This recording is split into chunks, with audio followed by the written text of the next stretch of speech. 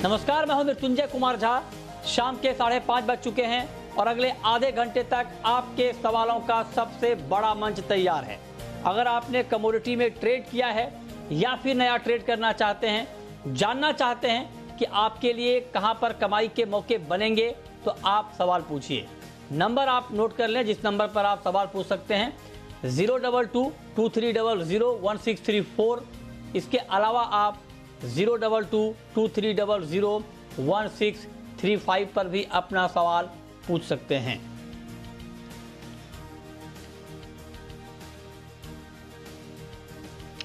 और आज हम सबसे पहले बात करेंगे गोल्ड की, क्योंकि गोल्ड की कीमतों में तेज गिरावट आ गई है और एमसीएक्स पर सोने का भाव 500 रुपए तक लुढ़क गया है। 45,000 के करीब पहुंच चुका है भाव एक बार फिर से, और चांदी में भी करीब करीब 600 रुपए की गिरावट है। तो मेरा सबसे पहला सवाल सुरेंद्र मेहता जी आपसे होगा कि हो क्या रहा है। मतलब मार्केट जब भी बढ़ने की कोशिश करता है, मार्केट में बिकवाली हावी हो जाती है, तो आखिर ऐसी कौन सी चिंता है जो गोल्ड के मार्केट पर बार बार दिखती है और गोल्ड की कीमतों को बढ़ने नहीं दे रही है? संजय जी, देखिए, तीन सबसे जो गोल्ड के प्राइस को लगातार नीचे करती जा रही हैं, वो है डॉलर इंडेक्स में मजबूती, यूएस की बॉन्ड यील्ड में बढ़ोतरी और भारत में रुपए के अंदर मजबूती होना। ये तीन मुख्य कारण से गिरता जा रहा है।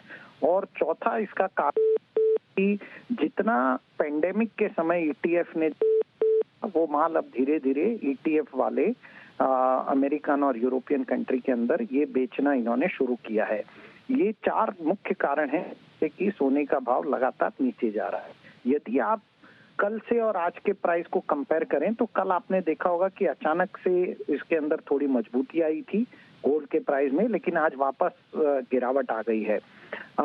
अभी भी 44,700 एक बहुत अच्छा सपोर्ट लेवल बनता है और मेरा मानना ये है कि यहाँ से बहुत ज्यादा कोई मंदी नहीं होगी। 44,700 के स्टॉप लॉस लगाकर इसमें बिल्कुल ट्रेड किया जा सकता है।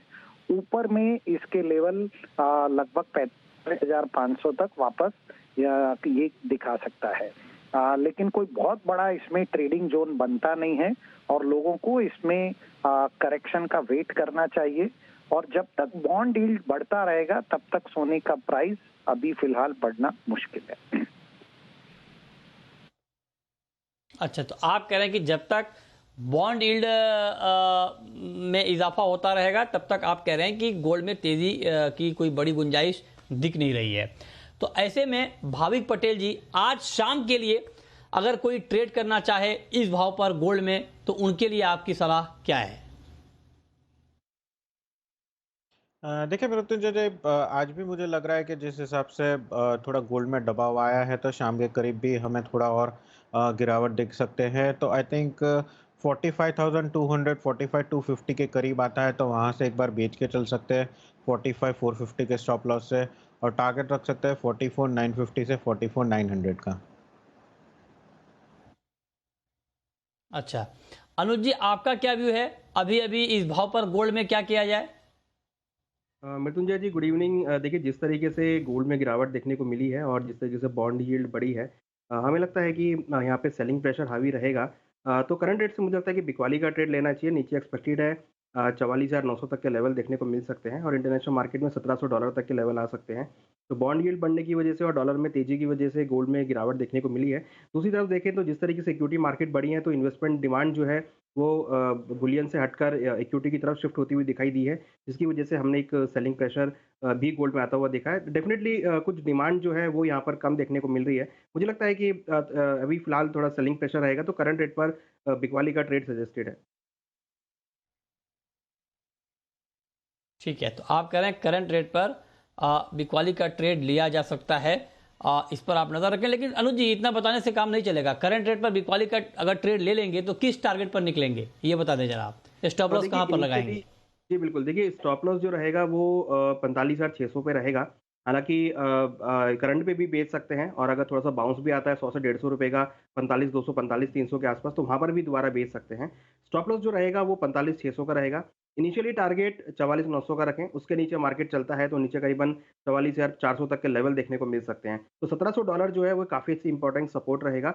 उसको अगर ब्रेक होता है मार्केट तो 1680 को नेक्स्ट टारगेट बना सकते हैं। तो मुझे लगता है कि इनिशियली 44,900 का आप टारगेट बनाएँ, उसके नीचे फिर 44,400 का टारगेट बना सकते हैं। ठीक है। अब मेहता जी एक चीज़ सर, एक बात मैं आपसे और पूछना चाहता हूँ कि गोल्ड में तो आपने कहा कि कोई बड़ी तेज़ी की गुंजाइश अभी है नहीं, जब तक कि बॉन्ड यील्ड बढ़ता रहेगा। लेकिन आप ये बताएं सर कि चांदी में क्या लग रहा है आपको? चांदी में भी यही सीन है या चांदी की कहानी कुछ अलग होगी गोल्ड से? नहीं, चांदी फिलहाल गोल्ड से थोड़ा सा बेहतर ट्रेड कर रही है और इसमें इतनी गिरावट नहीं आई है जितनी गिरावट की गुंजाइश थी। मेरा मानना यह है कि चांदी में एक अच्छा खासा सपोर्ट लेवल बना है, लेकिन चांदी में आपको 67,000 का स्टॉप लॉस रखकर ट्रेड करना चाहिए 70,500 के भाव के लिए। चांदी में मजबूती काफी दिखाई दे रही है। कल भी हमने देखा चांदी जिस हिसाब से बहुत तेजी से बढ़ी थी, और आज भी हम देख रहे हैं कि चांदी में कोई बहुत बड़ी गिरावट नहीं है यदि आप गोल्ड के साथ उसको कंपेयर करें तो। लेकिन चांदी में एक बड़ा सपोर्ट लेवल जो बनेगा वो $26.25 के आसपास बनेगा, जो लगभग 67,000 के आसपास ही रहेगा। बहुत कॉशियसली ट्रेड करने की जरूरत है अगले 3-4 ट्रेडिंग सेशन में, जब तक कि ये पूरा मार्केट सेटल नहीं हो जाएगा। ईटीएफ, हालांकि हिंदुस्तान में तो सिल्वर के ईटीएफ नहीं है, लेकिन दूसरी कंट्री में ईटीएफ में लगातार बिकवाली सोने और चांदी दोनों में हो रही। अच्छा, तो ईटीएफ में आप कह रहे हैं कि लगातार बिकवाली यहाँ पर हो रही है। बहुत शुक्रिया मेहता जी आपका हमारे साथ जुड़ने के लिए, गोल्ड और सिल्वर के ऊपर अपना व्यू देने के लिए। लेकिन आज इंट्राडे के लिए भाविक जी, चांदी में क्या किया जाए? 550 रुपये से ज़्यादा की गिरावट इस वक्त चांदी में दिख रही है, क्या ट्रेड लिया जाए? देखिए, चांदी मुझे अभी भी एटलीस्ट गोल्ड के कंपैरेटिवली थोड़ा पॉजिटिव लग रहा है। रिटेल अटेंशन जो रेडिट की वजह से हुई थी उसके बाद अभी अगर देखें तो चांदी में इंटरेस्ट कम हो गया है, पर फिर भी कंपैरेटिवली शॉर्टेज है सिल्वर में, तो उसकी वजह से रिफाइनरीज में भी आपको फिजिकल सिल्वर थोड़ी नहीं मिल रही। तो आज के दिन बाय करके चल सकते हैं। मे कॉन्ट्रैक्ट जो 68,100 के करीब आता है, तो 69,300 का इंट्राडे टारगेट रख सकते हैं और 67,400 का स्टॉप लॉस। ओके, अनुज जी आपका क्या व्यू इस भाव पर चांदी में? देखिए, मुझे लगता है कि चांदी के अंदर भी बिकवाली करना चाहिए। अगर हम देखें तो $27 के नीचे इंटरनेशनल मार्केट में ट्रेड कर रहा है और एमसीएक्स में भी देखें तो 59,000 के नीचे है। मुझे लगता है कि 69,000 के आसपास बिकवाली करके चले, 69,700 का स्टॉप लॉस लगा, टारगेट नीचे करीबन 67,600 का देखने को मिल सकता है। एक्सपेक्टेड है नीचे $25 तक लेवल इंटरनेशनल मार्केट में आ सकते हैं, तो 68,000 67,000 के तक के लेवल गोल्ड में सिल्वर में देखे जा सकते हैं। ट्रेंड यहाँ पे थोड़ा सा वीकनेस का हुआ है, और जिस तरीके से बेस मेटल में भी हायर लेवल्स पे कुछ बिकवाली देखने को मिल रही है, तो मुझे लगता है कि चांदी के अंदर भी उसका इम्पैक्ट रहेगा। तो यहाँ पर भी करंट रेट से बिकवाली का ट्रेड मुझे लगता है कि किया जा सकता है। ठीक है, तो ये राय आपकी है सिल्वर के ऊपर। लेकिन अब हम आपको बताते हैं एक और महत्वपूर्ण खबर ये है कि प्याज की रिटेल कीमतों में जल्द ही आपको राहत मिलने वाली है। यानी जब आप प्याज खरीदने जाएंगे अगले कुछ दिनों में, तो आपको सस्ते भाव पर प्याज मिल सकता है, क्योंकि थोक में प्याज के दाम आधे हो गए हैं। जी हाँ, 3,000 रुपये करीब आधे हो गए हैं। 3,000 रुपये प्रति क्विंटल से घटकर 2,300 रुपये प्रति क्विंटल के आसपास पहुंच चुका है लासलगांव मंडी में, जो कि प्याज की सबसे बड़ी मंडी है। और लाल प्याज की आवक बढ़ने से कीमतों में गिरावट आई है। बाकी राज्यों में भी प्याज की आवक बढ़ रही है, और ऐसे में चूंकि थोक में दाम कम हो रहे हैं प्याज के, तो अब उम्मीद है कि जल्द ही रिटेल में, जहां पर हम और खरीदने जाते हैं प्याज, वहां पर भी आपको सस्ता प्याज मिल जाए, इस बात की उम्मीद लग रही है। क्योंकि थोक बाजारों में प्याज के दाम तेजी से कम होने शुरू हो गए हैं। हालांकि रिटेल में अभी भी 45 से 50 रुपए के आसपास प्याज बिक रहा है, लेकिन उम्मीद है कि जल्द ही आपको खुदरा बाजार में भी कम भाव पर प्याज मिलने लगेगा। और एक और महत्वपूर्ण खबर यह है कि चीनी का उत्पादन अक्टूबर से फरवरी तक, मतलब अक्टूबर से लेकर और फरवरी महीने तक चीनी का उत्पादन 20% बढ़ा है। ये रिपोर्ट है इंडियन शुगर मिल एसोसिएशन इस्मा की रिपोर्ट है ये, और ये कहा गया है कि अक्टूबर से फरवरी के बीच 2 करोड़ 30 लाख टन चीनी का उत्पादन हुआ है और 1 करोड़ 90 लाख टन से बढ़कर 2 करोड़ 30 लाख टन का उत्पादन हुआ है।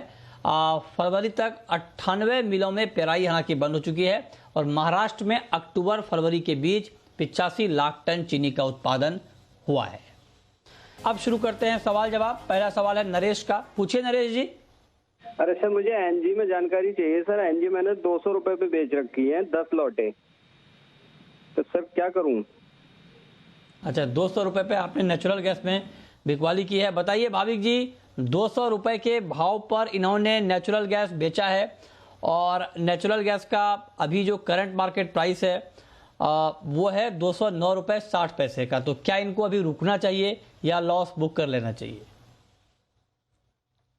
देखिए, नेचुरल गैस में वापस से थोड़ी बढ़त देखने को मिली है, क्योंकि अगर वेदर फोरकास्ट यूएस में देखे तो ये एक्सपेक्टेशन है कि नेक्स्ट वीकेंड में वापस थोड़ा कोल्ड वेव है, पर एक्सपेक्टेड नहीं है कि वो ज़्यादा लंबा चले। बट नेचुरल गैस की प्राइस बहुत वॉलेटाइल रहती है, तो इस हिसाब से मैं बोलूँगा कि 215 का क्लोजिंग बेसिस पे स्टॉप लॉस बना के रखिए। अगर 215 के ऊपर बंद आता है तो एक बार निकल जाइए, वरना मुझे लग रहा है कि एटलीस्ट 213 214 से अगर वेदर इतना ठंडा नहीं होता तो वापस 204 203 तक आ सकता है। तो 215 का स्टॉप लॉस बना के शॉर्ट पोजीशन मेंटेन रख सकते हैं। ठीक है, ओके। अगला सवाल है अनुराग का, एमपी से हैं हमारे साथ। पूछिए अनुराग। नमस्ते सर। सर मेरा सवाल सर, मैंने सर चने में सर पूछिए। ये 50-30 पे बाइंग की है और सर सोयाबीन मेरे पास 5100 रुपये फिजिकल में है। इसका मई तक सोयाबीन का क्या भाव रहेगा? और सर ये चने में मैंने अप्रैल का कॉन्ट्रैक्ट बाय किया है ये 5,080 में, और 2 महीने के लिए सर आउटलुक चाहिए इसका। बताइए अनुज जी, क्या होगा 2 महीने का आउटलुक चने का और सोयाबीन का? देखिए मृत्युंजय जी, चने और सोयाबीन में हमने एक रिकवरी बनते हुए देखी है। हालांकि चने में आने वाले दिनों में, जैसे अप्रैल की अगर बात करें तो वहां पर आवक स्टार्ट होती हुई दिखाई देगी। बट मुझे लगता है कि अभी मार्च के महीना है, अभी पूरा 1 महीना है, तो यहाँ पर एक बाउंस बैक देखने को मिल सकता है। ऊपर मुझे लगता है कि 5,200 तक के लेवल चने में देखने को मिल सकते हैं। तो इनके लिए सलाह है कि एक बार 5,150 5,200 के आसपास अप्रैल से पहले एक बार प्रॉफिट बुक कर लें, क्योंकि अप्रैल में आवक का प्रेशर रहेगा तो वहां पर हम बिकवाली देख सकते हैं। तो बेटर है कि 5150 और 5200 के लेवल जो कि एक्सपेक्टेड है आ सकते हैं मार्च तक, तो मुझे लगता है कि वहां पर ये प्रॉफिट बुक कर सकते हैं। और जहां तक सवाल है सोयाबीन का, तो सोयाबीन अभी भी पॉजिटिव ट्रेंड में चल रहा है। मुझे लगता है कि सोयाबीन की जो इनकी पोजीशन है इसको होल्ड करके चले। हमें लगता है कि सोयाबीन में 5,300 तक के लेवल देखने को मिल सकते हैं। लोअर अराइवल है अभी, जिसकी वजह से मार्केट को सपोर्ट मिल रहा है और डिमांड भी अच्छी है। मुझे लगता है कि 5300 रुपए तक के लेवल सोयाबीन में देखने को मिल सकते हैं। तो अपनी बाई की पोजीशन है सोयाबीन की होल्ड कर सकते हैं। कैलाश चंद्र मोदी हैं। अगला सवाल कैलाश चंद्र मोदी जी का है। पूछिए कैलाश जी। नमस्कार सर। सर मैंने आज ही 707 रुपए 60 पैसे में कॉपर की शॉर्ट पोजीशन बनाई है, 10 लॉट किया है अभी और किया मैंने, तो क्या करना चाहिए? अच्छा कॉपर, अच्छा आपने शॉर्ट पोजीशन बनाई है, ओके। बताइए भाविक जी, ठीक ट्रेड है इनका? क्या सुझाव होगा आपका इनके लिए? रुकना चाहिए इनको अभी? देखिए, ज़रूर रुकना चाहिए, क्योंकि कॉपर में अगर देखें तो 10 रुपए की मूवमेंट 1 घंटे में अभी आम हो गई है। तो इस हिसाब से अभी थोड़ी रिकवरी देखी है, तो मुझे लग रहा है कि 715 का स्टॉप लॉस बना के रखिए, क्योंकि अभी भी ओवरऑल हालांकि कॉपर ओवरबॉट जोन में है, पर डिमांड साइड अगर देखें तो बहुत अच्छी अभी भी डिमांड है। चाइना में भी अभी डिमांड बढ़ रही है, तो इस हिसाब से अभी और भी जा सकता है। तो 715 का स्ट्रिक्ट स्टॉप लॉस रखिए।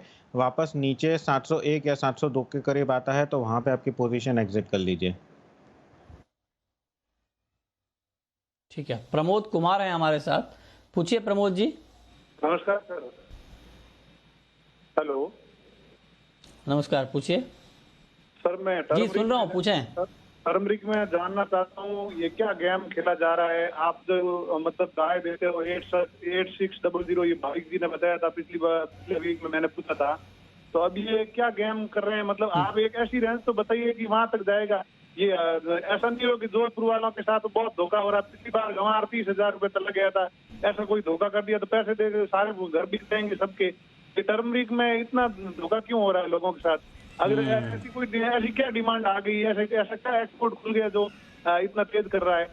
सब भी लॉट बिके हुए हैं सबके, तो तेज कर रहा है। कोई एक ग्रुप इसके अंदर जुड़ा हुआ है जो ये ग्रुप गेम कर रहा है। चलिए ये पूछते हैं दाम लगातार बढ़ रहे हैं और 9,000 के ऊपर भी भाव चला गया है। सारे एक्सपर्ट ये कह रहे हैं कि फंडामेंटली बहुत मजबूत है। तो भाविक बताइए आपकी क्या वाकई फंडामेंटल इतने मजबूत हैं जिससे दाम 9,000 के भी ऊपर चले गए हैं, या आपको भी लगता है कि जो मार्केट की तेजी है ये फंडामेंटल के खिलाफ है, फंडामेंटल इतने सपोर्टिव नहीं है कि दाम 9,000 चला जाए? आपका क्या मानना है और अब क्या होगा इसमें? देखिए मृत्युंजय, फंडामेंटल तो अभी भी अच्छे ही है, क्योंकि अगर हाई डिमांड देखें तो इनफैक्ट लास्ट ईयर के एक्सपेक्टेशन में इस बार कल्टीवेशन जो है वो हाफ ही हुआ है और अभी बहुत डिमांड आ रही है Bangladesh, Singapore, Malaysia, US, UK से और गल्फ कंट्री की वजह से भी। तो उसकी वजह से काफ़ी हमें डिमांड बढ़ने को मिले और जैसे जैसे गर्मी आ रही है तो मॉइस्चर कंटेंट भी कम होता जा रहा है, तो उसकी वजह से भी डिमांड बढ़ रही है। तो मुझे लग रहा है कि अभी भी ये प्राइसेस जो है अपसाइड बेकरार ही रखना चाहिए। आई थिंक 9,600 9,800 तक के भी प्राइसेस देखने को मिल सकते हैं। आई थिंक उसके बाद थोड़ा बहुत कूल ऑफ आना चाहिए। वैसे भी अभी अगर देखें तो प्राइसेस थोड़े ज़्यादा ही चले चुके हैं फंडामेंटल के करीब, बट फंडामेंटल आ रहा है तो उसकी वजह से प्राइसेस में सपोर्ट मिल रहा है। तो शॉर्ट टर्म में मुझे लग रहा है 9,600 से 9,800 के करीब हम देख सकते हैं। ठीक है, आशुतोष है अगला सवाल आशुतोष का है, हमारे साथ जुड़ रहे हैं बीकानेर से। पूछिए Ashutosh. Good evening sir. Sir current rate पे क्रूड ऑयल में क्या करना चाहिए? पूछिए। करंट रेट पर क्रूड ऑयल में क्या करना चाहिए बताइए अनुज जी। कल ओपेक की मीटिंग भी शुरू हो रही है, क्या करें क्रूड में? देखिए क्रूड मुझे लगता है कि अभी थोड़ा सा ओवरबॉट जोन में है और जो मीटिंग है वहाँ पर एक्सपेक्टेशन भी ये है कि प्रोडक्शन बढ़ने की वो देखने को मिल सकती है। तो मुझे लगता है कि थोड़ा प्रॉफिट बुकिंग यहाँ पर आ सकता है। और हम देखें तो अब WTI जो है वो $61 के नीचे भी ट्रेड कर रहा है 60.50 के आसपास। तो करंट रेट से मुझे लगता है कि बिकवाली का ट्रेड बनाना चाहिए। नीचे हमें लगता है कि 4400 से लेकर 4350 तक के लेवल देखने को मिल सकते हैं। एक्सपेक्टेड है कि WTI जो है करीबन 59 से लेकर $58 पर बैरल तक के रेट दिखा सकता है। तो मुझे लगता है कि बिकवाली का ट्रेड क्रूड में अभी फिलहाल सजेस्टेड रहेगा जब तक मीटिंग ओवर नहीं होती है, क्योंकि वहाँ पर एक्सपेक्टेशन है प्रोडक्शन बढ़ाने का, जिससे कि नेगेटिव टेरिटरी यहाँ पर देखने को मिल सकती है। तो मुझे लगता है कि बिकवाली का ट्रेड यहाँ पर बनाया जा सकता है। स्टॉप लॉस ये 4560 पे लगा सकते हैं। ठीक है, और अब वक्त है रैपिड फायर राउंड का।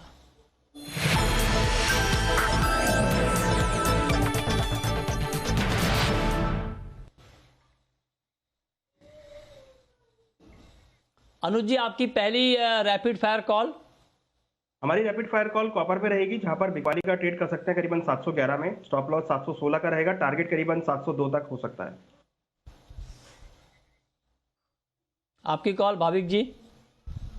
जी लेड मार्च कॉन्ट्रैक्ट है वो मैं सेल की रिकमेंडेशन करूंगा 168.80 के करीब, 166.50 का टारगेट और 170 का स्टॉप लॉस। आपकी आखिरी कॉल अनुज जी। हमारी कॉल नेचुरल गैस में रहेगी। नेचुरल गैस में बिकवाली का ट्रेड बनाएं करीबन 210 में, स्टॉप लॉस 215 का लगाएं, टारगेट 202 तक देखने को मिल सकता है। जी बहुत शुक्रिया अनुज जी आपका और भाविक जी आपका हमारे साथ जुड़ने के लिए, बताने के लिए कमोडिटी में कहां पर कमाई के मौके बनेंगे।